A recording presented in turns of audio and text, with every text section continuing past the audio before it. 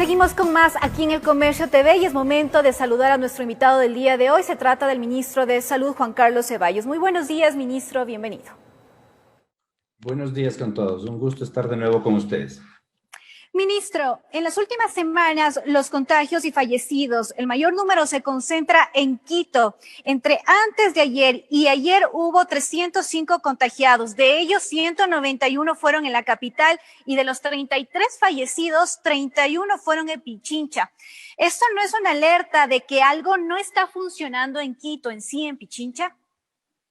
No creo que sea una alerta. Mire, lamento, cada fallecimiento es un dolor terrible para la familia que lo sufre, pero yo creo que esta es parte de lo que es la curva de epidemia de esta y de cualquier otra epidemia.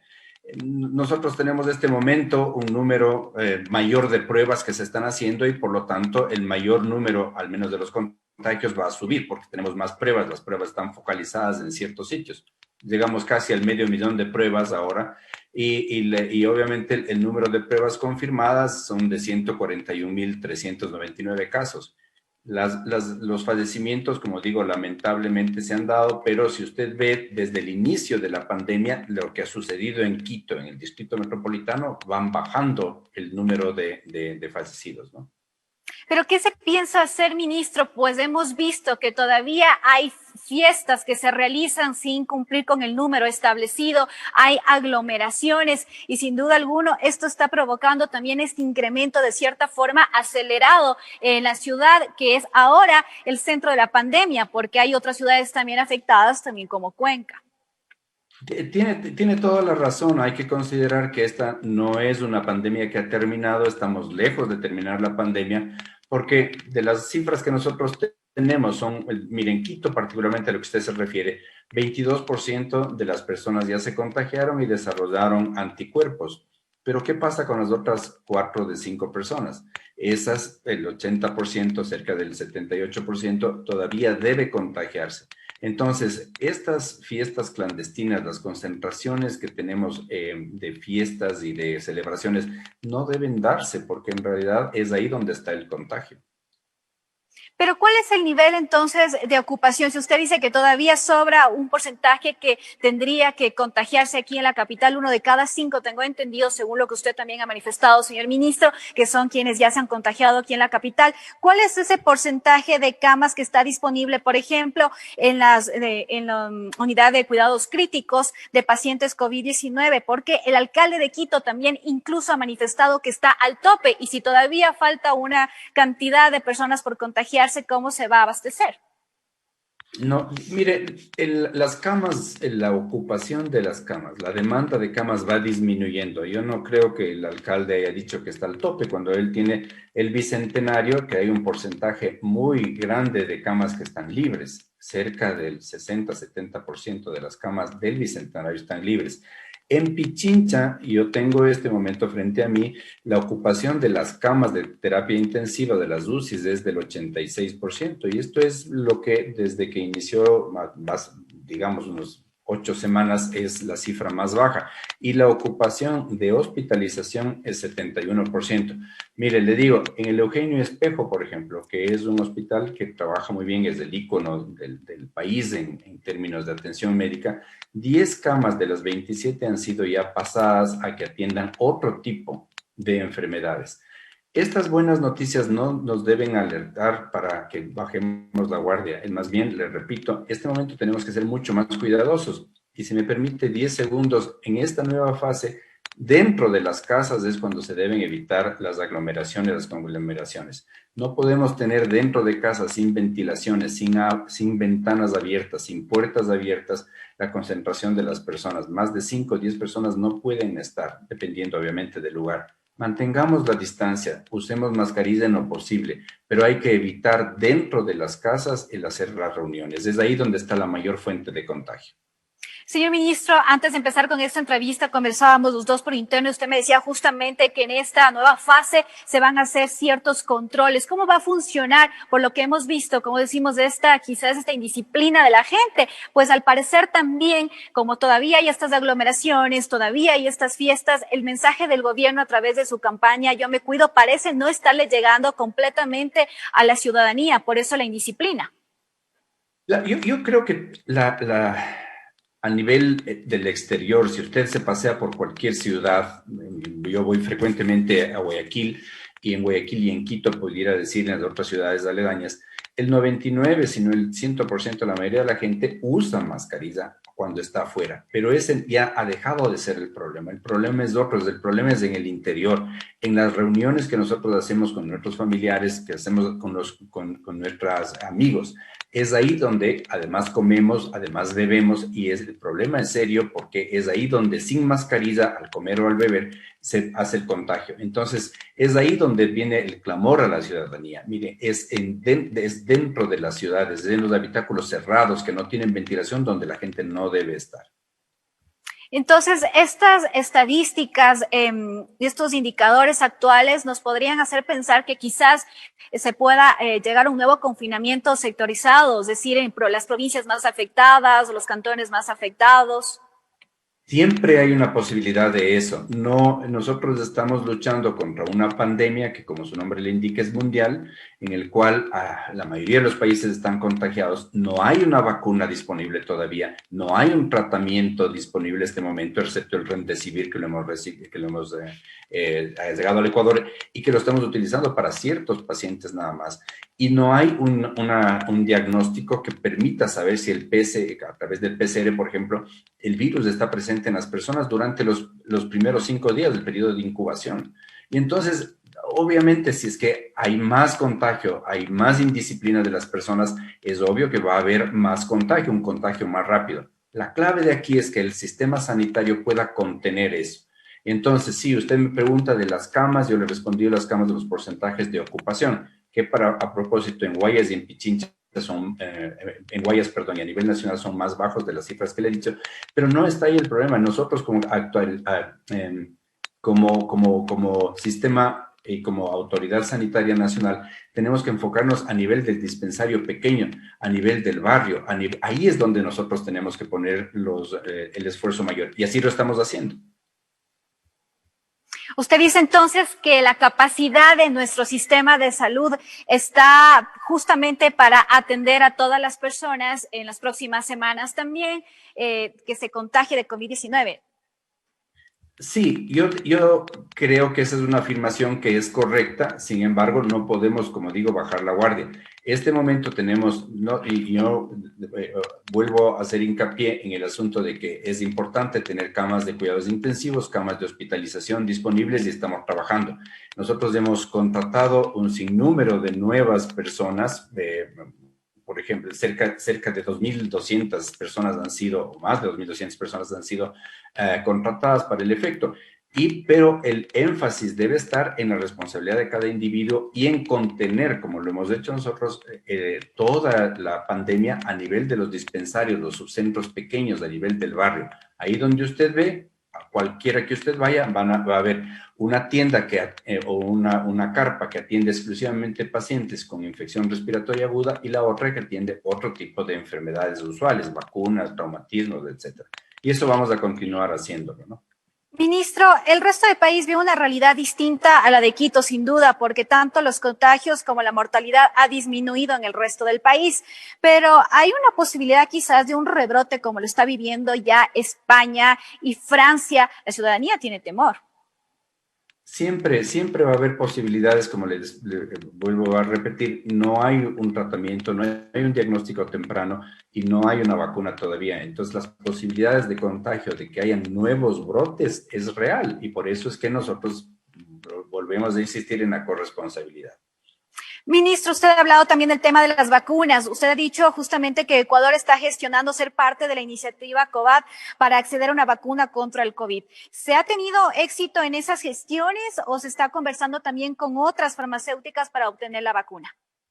Estamos conversando con todas las farmacéuticas y también con la iniciativa COVAX, que está liderada por la Organización Mundial de la Salud. En todas ellas hemos expresado nuestro deseo de participar. Hay exigencias que son difíciles de cumplir, como por ejemplo que nosotros demos una cuota inicial y que independientemente de cómo resulte la vacuna, esa es una cuota que no es reembolsable o no pasa a ser parte de la inversión. Entonces son consideraciones difíciles de cumplir. Estamos haciendo todo lo posible para que el Ecuador no quede rezagado en términos de recibir las vacunas y a precios razonables. Pero, y no solamente con COVAX Initiative, como les digo, hemos hecho con AstraZeneca Oxford, fuimos especialmente a Londres para hablar de esto. Seguimos trabajando con Pfizer y con todas las otras iniciativas a nivel local o a nivel regional. Esta cuota nos pone en desventaja con respecto a los demás países para que llegue la vacuna, ministro. No, a todos los países les están exigiendo lo mismo, a todos los países les están exigiendo lo mismo, además de un porcentaje alto el momento de la entrega, el momento de que sea aprobada ya por el FDA o por una institución similar. Entonces, nos pone en una situación difícil en términos de compromiso de pago. Sin embargo, por ejemplo, las que hemos hecho con el Banco Interamericano de Desarrollo son bien útiles para poder suplir las necesidades de los pagos anticipados de esta cuota para acceder a la vacuna de manera oportuna y a precios razonables. ¿De cuánto es esta cuota, ministro? Depende del número ¿cómo se llama?, de cuotas que se vayan de la población que vaya a beneficiarse de esto, pero es de $1.60 por vacuna o $3.20 por persona, porque son dos, en la mayoría de los casos son dos las vacunas, una vacuna inicial y un refuerzo que se da después. Entonces, alrededor de $3.20. Usted, mire, si vamos a vacunar a 10 millones de personas al inicio, es un costo considerable. Así es, ministro. De todas formas, hasta que se aprueben todos los estudios, ¿cuándo se piensa que podría llegar la vacuna acá al Ecuador? Hay varias estimaciones al respecto. Nosotros hemos ofrecido inclusive que parte del testeo para acelerar el proceso se lo haga en la población ecuatoriana, pero yo creo que alrededor de marzo, abril es una fecha probable. Ojalá sea antes. Muy bien, ministro. En otro tema sobre el tema del Código de la Salud, llama la atención que luego de que en un principio se habían presentado 22 observaciones al proyecto y sea luego vetado en su totalidad, y en realidad eran 400 las observaciones que tenía. ¿Qué pasó, señor ministro? ¿Por qué nos advirtieron de estas observaciones? Bueno, primero es que el código no fue desarrollado por el Ejecutivo, el código fue desarrollado por la Asamblea y fue desarrollada por un número de años considerable. Ustedes tenían un equipo también que estaba elaborando también, formaba parte de este proyecto. No, el Ministerio de Salud no forma parte del proyecto del COS. Solamente cuando la Asamblea nos envía al Ejecutivo el proyecto es cuando nosotros comenzamos a actuar. Nos da un mes, que es lo que la ley dice, y durante ese mes, ahí sí, trabajamos en un análisis técnico en la cual se encontraron esas 400 observaciones, tanto de forma como de fondo. Se identificaron vacíos técnicos y científicos, la estructura institucional no es adecuada para lo que se están planteando, no hay una definición de la Autoridad Nacional de Salud, por ejemplo. Entonces, más o menos se acogieron en ese mes, se acogieron aportes de más de 170 actores de sociedad civil, gremios científicos, etcétera. Entonces, se hizo un buen estudio, pero en esos 30 días, no antes. Por eso nos advirtió antes de estas 400 observaciones. Ministro, desde algunos expertos se dice que lo que ha pasado es que se ha dado un tratamiento político al código, más no técnico, por la presión de ciertos grupos en los temas polémicos. ¿Qué responde ante esto, ministro? No, eso no es cierto. Nosotros no hemos trabajado para un tema político. El tema político hay pensamientos y hay posiciones que son irreconciliables, como por ejemplo las del aborto, por ejemplo, las de las emergencias obstétricas. Hay grupos dentro de la sociedad, y eso es respetable, de una sociedad democrática, que tengan unas posiciones que son irreconciliables. Eso es por un lado. Pero no se podía vetar, sino totalmente, un código que adolece de gravísimas implicaciones. Yo le digo, por ejemplo, uno a usted. ¿Cómo es posible que el código diga que se debe humanizar la ancianidad como regla, como norma? Eso no es posible. Eso es una cuestión completamente fuera de contexto. Entonces, la cuestión que sí quiero ratificar es que toda emergencia, sea obstétrica, cardíaca, cerebrovascular, traumática, se da y se mantiene. Es decir, eso no se ha objetado. Señor ministro, el nuevo código que propuso el presidente realizar, ¿lo puede tomar como base ya al realizado por la Asamblea? Así es, y eso, mire, el otro punto es completamente punitivo. Yo como médico no puedo dejar de defender a mis colegas médicos. Ellos tienen y tenemos todos una responsabilidad, pero 172 sanciones administrativas. Ahora existen 10, se sube a 172. Eso es impensable, que nosotros hubiéramos podido aceptar eso. Pero tomemos esta acción, tenemos un año para trabajar con la nueva asamblea, con la nueva comisión de salud, para conciliar aquellos puntos que son indispensables. Otra cosa que la ciudadanía tiene que entender es que si es que nosotros íbamos por un veto parcial, la asamblea podía no utilizar o no aceptar ninguna de nuestras recomendaciones y aceptar el código como estaba, es decir, lleno de imperfecciones. ¿Y cuándo se empezará a trabajar en este nuevo código?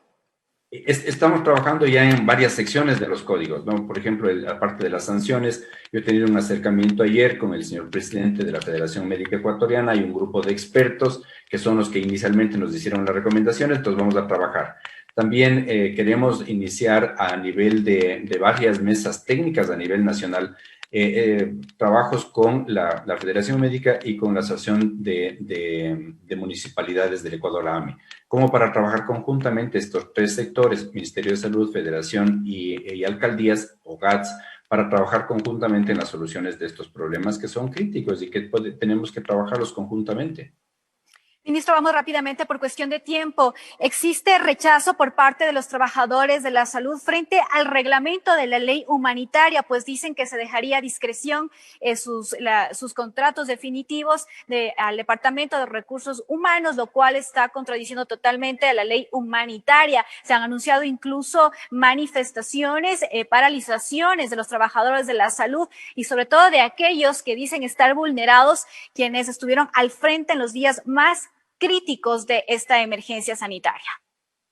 Es respetable esa acción y veremos cuál es la posición, cuál es la interpretación que ellos tienen de la ley, del reglamento. Pero mire, el reglamento fue hecho de una manera completamente irresponsable, sin pensar en cuál era el financiamiento que se tenía. Y en segundo lugar, en varios aspectos contradice, por ejemplo, a la LOES, a la Ley Orgánica de Educación Superior, en la que en una parte se dice que los becarios los posgradistas autofinanciados deben estar, y en la otra dice que no deben estar. Entonces, esa conciliación la estamos haciendo también consultando con la Contraloría y con la Procuraduría General del Estado. Muy bien, señor ministro, muchas gracias por esta entrevista acerca de estos temas coyunturales, sobre todo de la emergencia sanitaria, cómo avanza acá en nuestro país. Muy buen día. Encantado, con mucho gusto. Buenos días. Muchas gracias. Vamos a un corte comercial y ahora tendamos con mucha más información.